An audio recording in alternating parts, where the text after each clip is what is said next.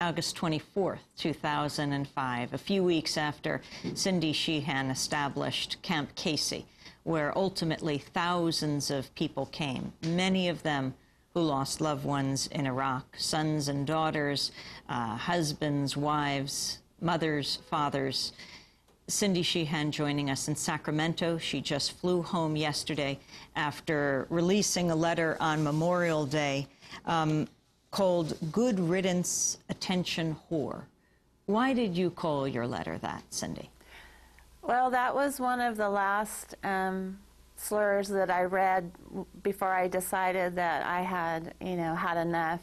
And it was Memorial Day when I read that slur against me on a so-called left blog, a left-wing blog.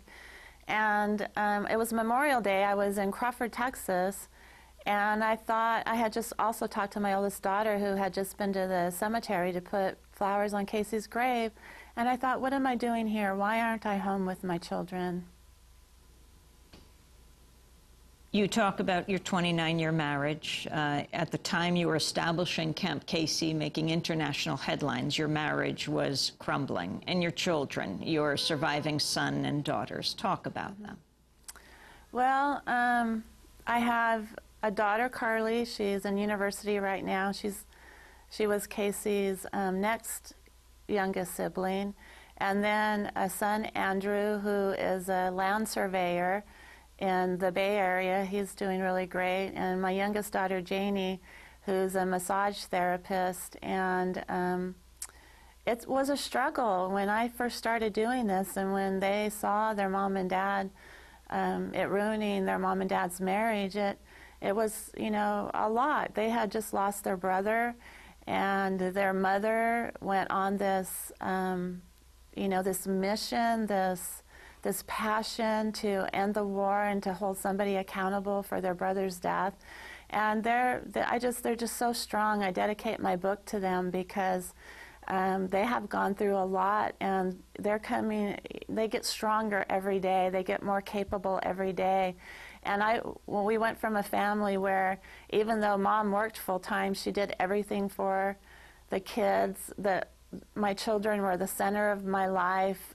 We were involved in every aspect of their lives, and it was very hard for them to adjust to the new life without their brother.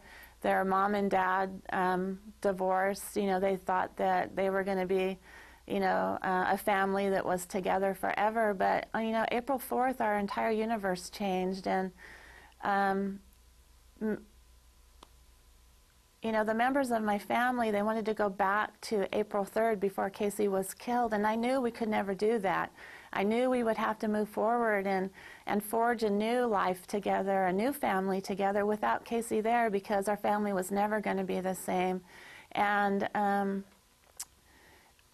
it was a struggle with my children, but we have regained a very solid relationship.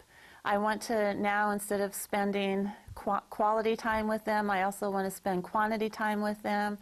I want to be able to alleviate some of their physical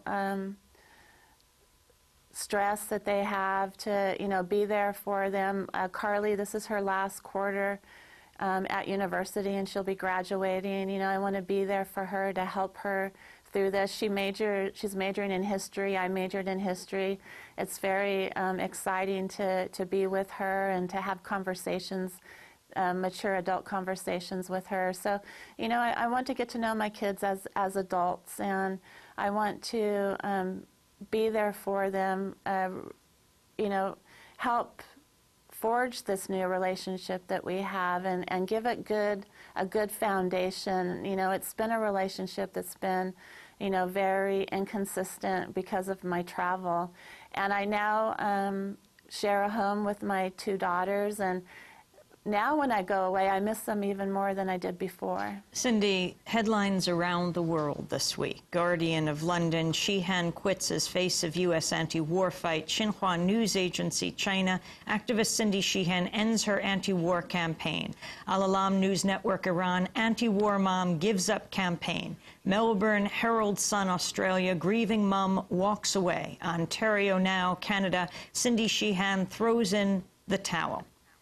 your response, and are you concerned your decision could deflate some of those in the anti-war movement? What words do you have to say to them, and especially families who have lost loved ones in Iraq, soldiers who are in Iraq, soldiers who have come home? Well, you know, I have, in those hundreds of emails I've gotten in the past couple days, there's been many from soldiers in Iraq, there's been many from family members who have loved ones in Iraq, and from people all over the Muslim world telling me, please, please don't give up, don't abandon us. And I just want them to know I'm not. I'm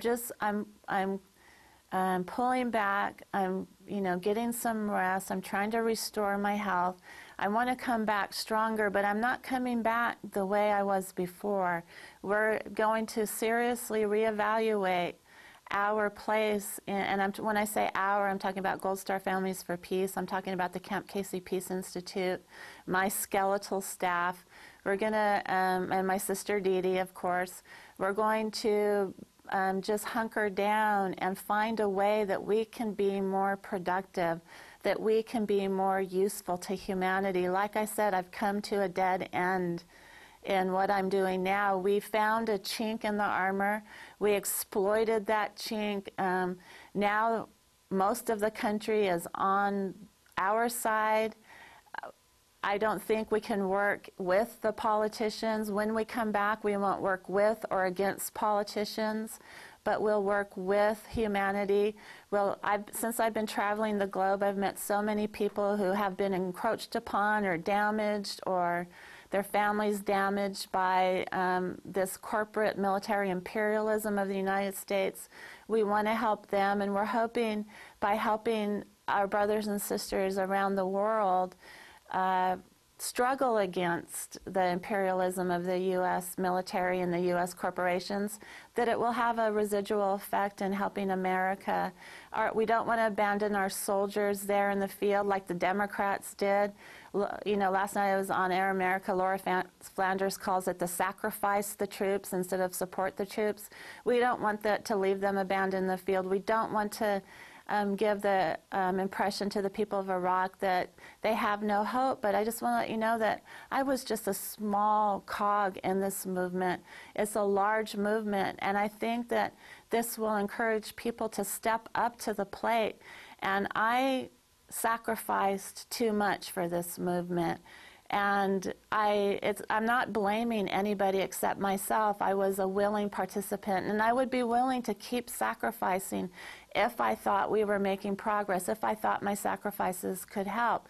But I don't think that it's helping anymore, so we're going to pull back and figure out how we can help. But, you know, people need to step up now, and everybody in America is going to have to sacrifice something. We have too much. We work too much to get things that we don't even need, while 24,000 people a day die of starvation in the world.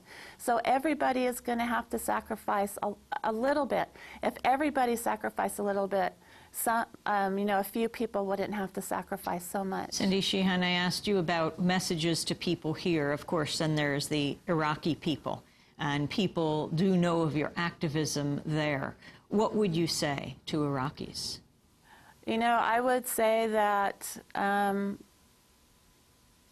we are still there trying to help you, trying to end this horrible occupation, that my new organization that's going to be humanitarian in nature will do everything we can to help alleviate your suffering. And I just hope that the people of America finally come to the realization that you are our brothers and sisters. We all share one beating heart of humanity, and that we cannot allow our leaders to do what they're doing anymore. And, you know, it's very important for people in America to struggle against our system, to hold the Democrats to the same standard of accountability that we were trying to hold the Republicans to, and to force an end to this occupation.